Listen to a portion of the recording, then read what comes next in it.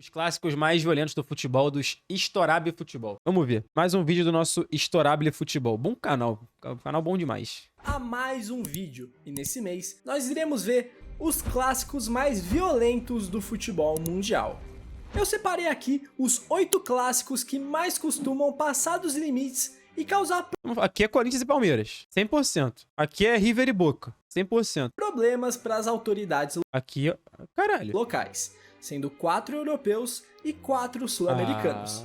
Mas, espera lá, antes de começar o vídeo, eu peço rapidamente para você verificar se você é inscrito aqui do canal. Sou inscrito. Porque tem muita gente que vê os vídeos e por algum motivo não é inscrito. Gente, vamos lá, né? Depois É tem de que olhar graça, isso aí no não nosso dói canal. nada, é só apertar o botão. Se você tiver condições de apoiar o canal financeiramente, peço para você considerar se tornar membro. Dito isso, chega de enrolação, vambora ver os clássicos com mais cenas lamentáveis no futebol mundial. O primeiro Parou com o clássico LOLzinho? a Pô, joguei aparecer mais 2 nessa partidas hoje. abominável lista é a partida entre Panathinaikos e Olympiacos, que não à toa é chamado de o clássico dos inimigos eternos. Esse confronto tem um conflito de classes muito intrínseco a ele, com o Pô, Panathinaikos mas lá na Grécia os caras saem na porrada mesmo nos clássicos, mano? Porque a Grécia me parece mais um conflito filosófico, assim, tá ligado? Entre o Panathinaikos e o Olympiacos. Um debate filosófico sobre quem é melhor, ou qual rival é mais foda. Não que eles saem no soco, pô. Eles, pô, se matam. representando a alta sociedade de Atenas, enquanto o Olympiacos é mais atrelado aos trabalhadores das estalagens de Pireu. Além de serem os clubes mais bem-sucedidos do futebol grego, eles também são potências no polo aquático, basquete e no vôlei.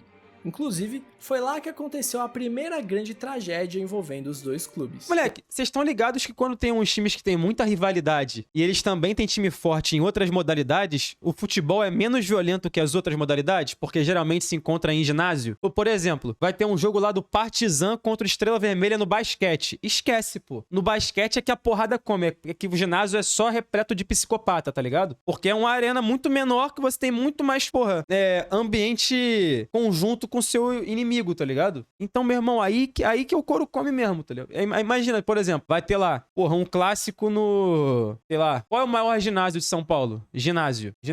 O ginásio do Ibirapuera. Aí você bota ali um Palmeiras e Corinthians de futsal ali dentro, valendo, sei lá, o título brasileiro de futsal. Esquece, pô. É pegado, pô. Botar o Vasco e Flamengo no Maracanãzinho da NBB, ou então futsal, ou então vôlei. Acontece, mano. Pau come. Quando em 2007, um torcedor do Panathinaikos foi esfaqueado até a morte antes de uma partida de vôlei feminino contra o Olympiacos. Poucos meses depois, em 2008, 2 torcedores do Olympiacos foram emboscados por hooligans rivais, que os esfaquearam, deixando um gravemente ferido e o outro morto.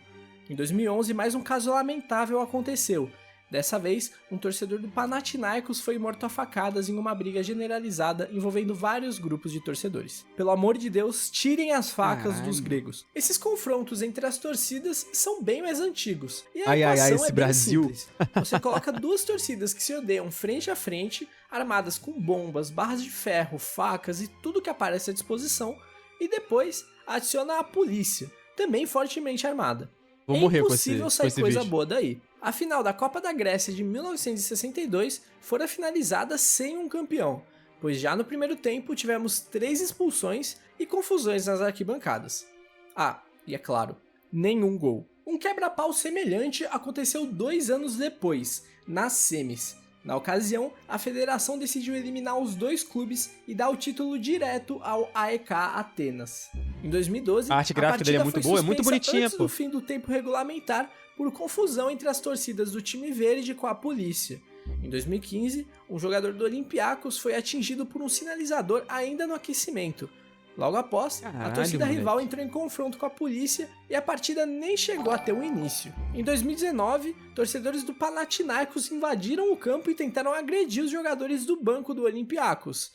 No segundo tempo, entraram em batalha com a polícia, que lançou gás de pimenta e impossibilitou a continuidade do jogo, por falta de segurança. Em 2023, foi a vez da torcida do Olympiacos alvejar jogadores rivais com sinalizadores. Um deles passou de raspão no ouvido de um lateral do Panathinaikos, que perdeu parte da audição. Pô, isso é inacreditável, moleque. Então eu acho melhor tirar as facas e os sinalizadores também. O cara perdeu parte da West audição, Ham e pô. Millwall é uma rivalidade que Esse talvez aí é muitos tradicional, sequer né? saibam da Inclusive, mano, pô, o filme Hooligans é um filmaço, né? Pra quem gosta aí desse universo, né? Porra, é filmaço, mano. Tem que reassistir o filme Hooligans, inclusive. existência, mas que sem sombra de dúvidas é uma das mais violentas do futebol. Ela nasce no leste de Londres, porque os bairros dos clubes ficavam divididos pelo rio Tamisa. Os torcedores eram predominantemente trabalhadores de duas empresas concorrentes de estalagem, mas a rivalidade ganhou traços mais violentos mesmo com a ascensão do hooliganismo no futebol inglês, E aí, Rafa? nos anos 70 e 80. O Millwall, particularmente, era conhecido por ter uma torcida bem barra pesada, muitas vezes classificada como a mais Pô, mó violenta tempão do que país, o Millwall, ele não e uma tá das mais odiadas. no Mas o holofote, West né? Ham também tinha a sua firma e não queria ficar pra trás. Novamente, E adicione toma. a polícia nesse contexto todo e pronto. Tragédia anunciada. Em 1976, as torcidas entraram em conflito na estação de trem New Cross, e um torcedor do Millwall foi empurrado para a linha do trem, onde acabou perdendo a vida. Sua torcida Inacreditável. então jurou vingança e disse que um torcedor do West Ham iria morrer. Isso acabou acontecendo em 1986, quando um torcedor dos Hammers de 19 anos foi esfaqueado até a morte por rivais. Caralho, Em cobraram, 2009, né? aconteceu o mais recente incidente envolvendo as duas torcidas, o motim do Upton Park, quando as equipes se enfrentavam pela Copa da Liga Inglesa e a confusão entre as torcidas resultou em um torcedor do Millwall esfaqueado, além de outros 20 feridos. E é bem curioso que os clubes se enfrentaram muito pouco. O West Ham passou a maior parte da sua história na elite do futebol inglês, no máximo na segunda divisão, enquanto o Millwall é um time de segunda, terceira categoria, com eles chegando a ficar quase 20 anos sem se enfrentar. E a última Caralho, partida deles moleque. foi em 2012, mas mesmo assim essa rivalidade não se apagou e os clubes ainda se consideram então, tipo maiores assim, mano, rivais. Quando calha de ter jogo entre eles, é meio que tipo assim, mano, vários vulcões entrando em erupção, né? Mano, chegou o dia, galera. Anos depois, vamos sair na porrada. Rapazes, vamos às ruas porque hoje tem. Aí vem os caras, tá ligado? Meu irmão, é evento. Adrenalina já, pra trocar esse soco, tá ligado? Pô, vai tomar no cu, mano. Eu ouso dizer que foi até bom os times se enfrentarem pouco, porque se tivessem mais confrontos entre eles, eu tenho certeza que a população mundial ia ser menor hoje em dia. E mesmo sem jogar um contra o outro, esse ódio ainda gera problemas. Em 2017, um torcedor do Nottingham Forest foi espancado apenas por gritar o nome West Ham para um torcedor do Millwall. Caralho, Infelizmente, que ele imbecil. não resistiu e acabou falecendo. E Puta, apesar ele morreu, do Millwall desculpa. ser indiscutivelmente menos expressivo, é ele quem leva a melhor no confronto direto. Olha aí. O clássico da capital romana é outro que, infelizmente, tem um lugar bem especial na lista de duelos Esse aí mais é doideira violentos também, do né? futebol. Para entender os motivos, precisamos voltar aos anos 1920, quando quase todos os clubes da capital italiana foram fundidos para criar um grande time para representar a cidade e competir de igual para igual com as equipes do norte do país. Assim nasceu a Roma. Essa fusão foi arquitetada pelo regime fascista que governava a Itália, com o objetivo de espalhar o futebol pelo país e aumentar a área de influência do partido. Mas você lembra que eu disse que quase todos se juntaram? Pois é, só um clube ficou de fora, a Lazio. Isso Olha aí. porque um general influente no governo era torcedor do time e não queria ver seu clube se desfazer. Daí surgiu a antipatia da Lazio para com os outros torcedores, que agora estavam todos reunidos sob uma só bandeira, a Roma, e portanto se tornaram a grande maioria, muito ligada à classe trabalhadora, enquanto a Lazio era um clube mais elitista. E essas diferenças fizeram com que os torcedores da Lazio se sentissem oprimidos, e parte da torcida acabou canalizando esse sentimento em ideais extremamente problemáticos. E não tem como falar dessa parte e ignorar a principal organizada do clube, a Irredutíbile. Hoje, eles não atuam com esse nome, Cara, mas a inacreditável, estrutura né? é basicamente a mesma. Eles ficaram conhecidos por ter ideais fascistas, antissemitas, racistas e todo tipo de ideologia repugnante que você possa imaginar. Não é difícil, por exemplo, encontrar bandeiras com suásticas ou outros símbolos nazifascistas na curva norte do Olímpico em jogos da Olha Lazio. isso, moleque. Em 1998, o grupo protagonizou um dos episódios mais lamentáveis da história de uma torcida, quando levou para o derby uma faixa com os dizeres Auschwitz é a sua pátria e os fornos suas casas. 2 anos depois, outra faixa. Essa dizia time de negros, arquibancada de judeus. Em 2017, adesivos foram distribuídos na curva sul com a imagem de Anne Frank, uma vítima do Holocausto, vestindo a camisa da Roma. Isso sem falar que um dos principais ídolos do clube e da torcida é abertamente fascista e que em diversas oportunidades comemorou gols com uma saudação nazista, inclusive uma delas contra a Roma em 2005. Mas olhando para outro lado, a Roma também não era muito flor que se cheire. Um acontecimento que eu já ia falar que a gente era muito Roma nesse clássico aqui, mas aí vai vir aqui a outra parte da história. Ainda mais as tensões entre os clubes ocorreu em 1979, quando pouco antes do início da partida, um torcedor da Roma lançou um sinalizador que atravessou o gramado e atingiu um torcedor da Lazio, que não resistiu e acabou falecendo. Essa foi a primeira morte envolvendo futebol em um jogo de elite do italiano. Em 2004, alguns torcedores da Roma invadiram o campo pedindo para que a partida fosse interrompida, alegando que uma tragédia teria acontecido. Supostamente, uma criança, torcedora da Lazio, teria sido morta em confronto com a polícia. E o trauma pela morte de 25 anos antes fez com que a partida fosse de fato cancelada. Porém, esse boato foi desmentido pelas autoridades logo em sequência, que afirmaram que ninguém havia sido morto. Mais tarde, na saída do estádio, outra batalha aconteceu, deixando mais de 150 feridos. A gente é muito Roma nesse clássico então, né? Tenha tantos pontos de divergência quanto Celtic e Rangers. Esse é foda. Os assuntos que mais geram polêmica e por vezes esse clássico é foda. São futebol, política e religião. Agora imagine um clássico que mistura essas três facetas. Pois é, não tem como ser pacífico. A primeira grande divergência entre os clubes é no aspecto religioso. O Celtic é um clube de raízes católicas, enquanto o Rangers é muito ligado ao protestantismo. Inclusive, por muitos anos de sua história, sequer aceitava jogadores católicos no clube. Caralho. Isso também revela outra característica marcante da torcida do Rangers, o conservadorismo, sendo um clube muito alinhado com a coroa britânica. O Celtic, em contraste, é um clube formado por descendentes de irlandeses, e portanto é predominantemente separatista, antimonarquista e de ideais mais progressistas. Com todo esse tempero, o fato dos clubes serem absurdamente dominantes no cenário nacional, é difícil que a relação entre as torcidas seja amigável. Em 2006, o simples sinal da cruz do goleiro do Celtic próximo à torcida azul já levantou os ânimos e gerou até ameaças de morte ao arqueiro. Pesquisas locais estimam Moleque, eu lembro de uma história dessa, mano, que alguém comemorou fazendo o sinal da cruz contra o Rangers e deu uma merda do caralho, né? Teve alguma porra dessa, mano. Não sei se você vai falar se foi isso. Os indicadores de violência aumentam em até 9 vezes em finais de semana com duelos entre Celtic e Rangers em relação aos normais. O clássico é também responsável pela proibição das bebidas alcoólicas nos estádios escoceses. O caso emblemático mais recente aconteceu em 2016, quando o irmão de um ídolo do Rangers não resistiu à depressão e acabou cometendo suicídio. 2 dias depois, havia um clássico contra o Celtic, e a torcida rival achou de bom tom levar bonecas infláveis, vestir com cachecóis nas cores do Rangers e enforcar elas em plena arquibancada. Que loucura, moleque! Boca Juniors e River Plate protagonizam um dos clássicos mais sangrentos do futebol latino e mundial. A rivalidade surgiu da proximidade entre os clubes. Boca e River nasciam lado a lado em La Boca, um bairro pobre de Buenos Aires. Porém, na década... Pô, mano, eu não sei vocês, tá ligado? Mano, eu acho o escudo do River bonitão, mano. A identidade visual do River Plate eu acho muito bonita, mano. O uniforme eu acho bonito, o escudo eu acho bonito. Eu acho o River Plate bonitaço, mano. Bonitaço. E é freguês do Vasco, né? Que é o que importa também. Na década de 1920, o River teve que se mudar e se instalou em Belgrano, um bairro nobre.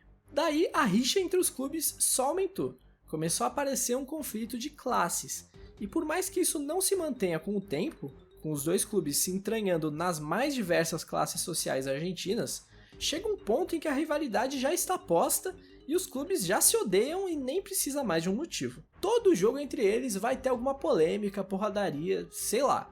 E somado ao estilo mafioso de funcionar das barras bravas, o clássico ganha um contorno de violência extrema. Em 1994, após uma vitória do River por 2-0 em plena La Bombonera, um grupo da barra local saiu do estádio e pegou armas que estavam escondidas em uma árvore próxima. Em seguida, eles emboscaram um ônibus com torcedores do River, alvejando o automóvel com mais de 30 tiros. Infelizmente, 2 pessoas foram assassinadas. Entre os atiradores estavam líderes da La Doce, a barra brava do Boca. Em 2015, River e Boca se enfrentavam pelas oitavas de final da Libertadores. O River venceu a ida por 1-0 no Monumental e a volta era disputada na La Bombonera, indo para o intervalo com 0-0 e poucas chances criadas. Porém, na volta do intervalo, um torcedor do Boca lançou spray de pimenta no túnel que dava acesso ao gramado para os jogadores do River, causando nos atletas lesões nos olhos e na pele. Enquanto parte da equipe do River agonizava em campo, um drone percorria o estádio com o fantasma da Série B, fazendo referência ao rebaixamento do River 4 anos Esse dronezinho com fantasma da Série B é sacanagem, né? antes. Tá vendo que meu time nunca passou por isso, porra. A Conmebol decidiu eliminar o Boca do Caralho. torneio como consequência. Em 2018, 3 anos depois, portanto, os clubes se encontravam na final da Libertadores. A ida, sob domínio do Boca, empatou em 2-2 e a volta seria disputada no Monumental. Porém, o ônibus que transportava os jogadores do Boca foi apedrejado quando se aproximava do estádio. Alguns jogadores ficaram feridos e a partida foi adiada. Foi então que, em mais uma decisão polêmica, a Conmebol decidiu apenas retirar o mando do River, levando o jogo para Madrid. No final das contas, o título foi para o River, vencendo a partida decisiva de virada por 3-1. O próximo clássico dessa infame lista é Aldosivi e Alvarado. O clássico que foi clássico é esse, moleque? Aldosivi e Alvarado. proibido por 27 anos. Nesse momento você deve estar aí na sua casa me perguntando quem contra quem? Pois Exatamente mas isso. não se preocupe, se você nunca ouviu falar em nenhum desses times, tá tudo bem, porque são dois times minúsculos da Argentina. Eles fazem o clássico de Mar del Plata, uma cidade bem pequena e pouco relevante para o futebol argentino, mas que alarde um confronto que desde o final dos anos 80 tem um clima hostil que só se equipara em mobilização policial a um Boca e River.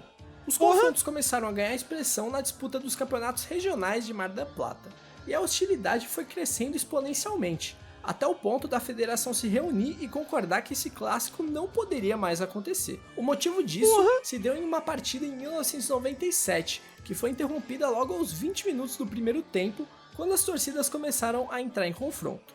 Logo em seguida, a polícia tentou intervir e virou um corre-corre dentro e fora do estádio, com pedra voando, garrafa voando, bomba de gás lacrimogênio e tudo que tinha direito.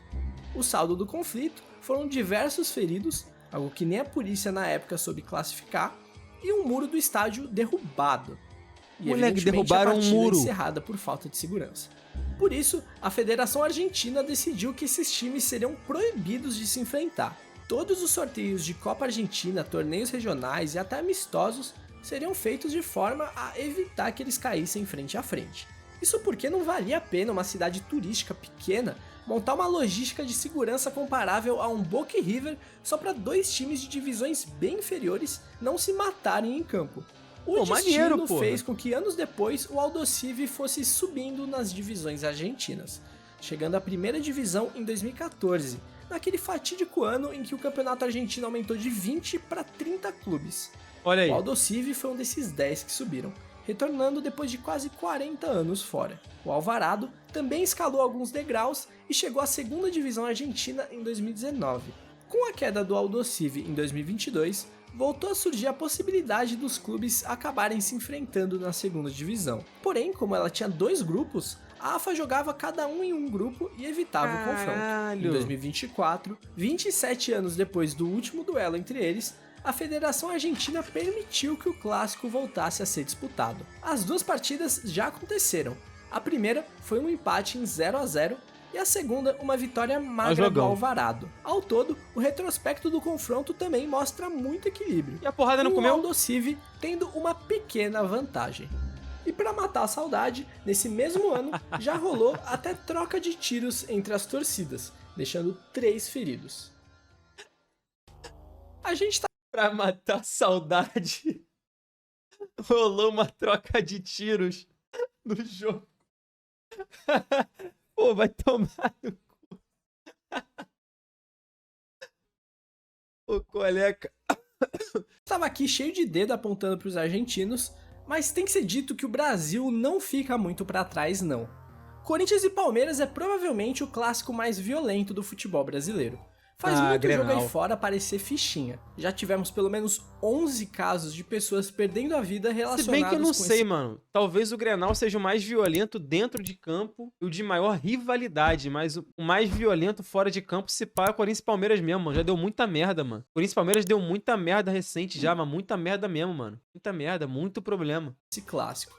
E eles, inclusive, estrearam essa modalidade aqui em terras tupiniquins.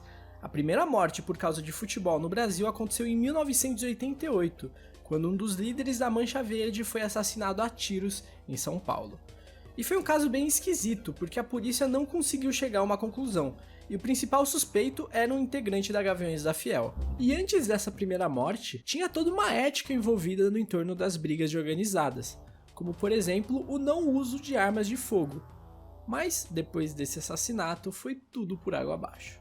O derby também Os caras têm ética, né? Tem consciência social. Pode sair na porrada, mas não pode matar. E nem utilizar de armas, né? Nesse confronto. É trocação de soco franca. Derrubou, deixa no chão e não bate mais. Mas, aparentemente, já não existe mais essa regra. Lei da rua agora, né? foi um dos principais causadores da torcida única no estado de São Paulo, após os episódios de brigas que ocorreram no Clássico de 2016. E não tem como não citar uma das porradarias mais folclóricas do Essa futebol é muito brasileiro, foda que mesmo. aconteceu entre jogadores de Corinthians e Essa é Palmeiras muito foda. naquele Paulistão de 99, no episódio das embaixadinhas do Edilson Capetinha.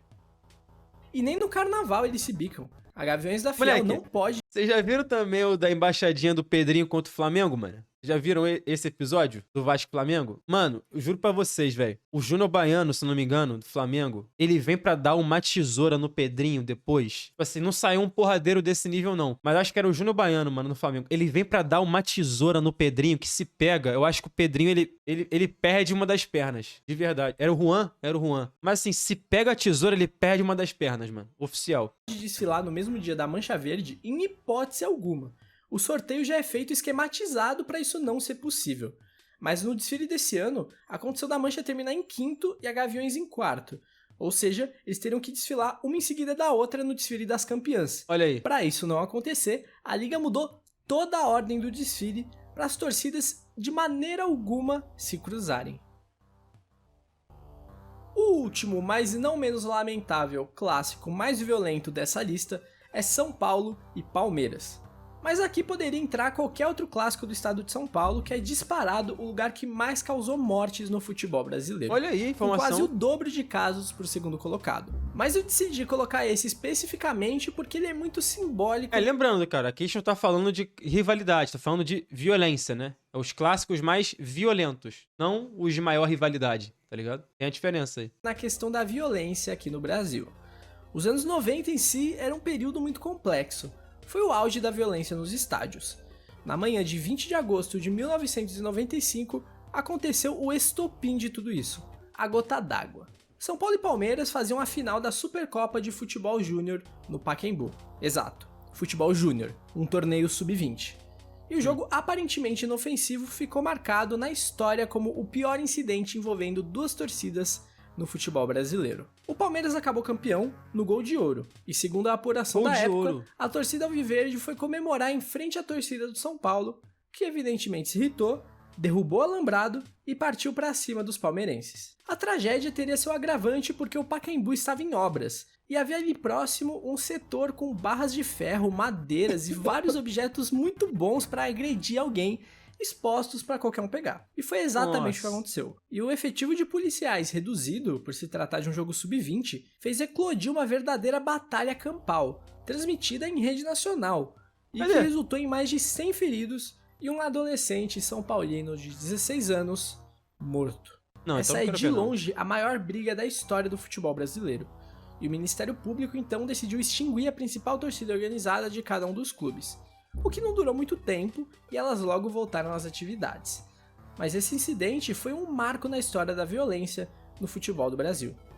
Apesar desse ser o grande caso, a desavença entre são paulinos e palmeirenses remonta de épocas muito mais antigas. Existe uma forte conspiração palmeirense que diz que o São Paulo tentou roubar o Parque Antártica do Palmeiras nos anos 40. E apesar de não existir nenhuma prova, não é difícil você ouvir algo do tipo por aí. E durante certas épocas fica muito em alta uma famosa frase que diz que pro palmeirense o Corinthians é rival, mas o São Paulo é inimigo. Acho Durante difícil, a pesquisa hein? para esse vídeo, eu me Acho difícil que pro palmeirense o corintiano não seja mais inimigo que o São Paulino. Ou, é verdade, eu não sei de porra nenhuma. deparei com um triste dado que me surpreendeu bastante e me fez adicionar uma seção de bônus nessa lista. Por isso, agora sim, para fechar o vídeo, vamos falar do clássico rei, ABC contra América de Natal. Esse duelo aparece aqui porque, apesar do estado de São Paulo ser o que mais tem mortes em jogos de futebol, ABC e América são o clássico que mais mata no futebol brasileiro. E o que deixa esse dado assustador é olhar o tamanho das torcidas, do estado e a situação dos clubes. O ABC não disputa a Série A desde 1985 e o América de Natal desde 2007. E possivelmente toda essa violência é menos falada do que o comum, porque são dois times que não aparecem frequentemente na mídia. São mais fora do eixo. Bom, galera, o vídeo vai ficando por aqui. Espero que tenham curtido. E fica a lição de que, apesar do futebol ser um esporte tão rico e que une tantas pessoas, por vezes ele acaba sendo desculpa para outras tantas serem canal esse violentas aqui, velho. e Não tem causarem jeito. problemas. Muito obrigado a você que viu até aqui. Espero que você tenha curtido de coração.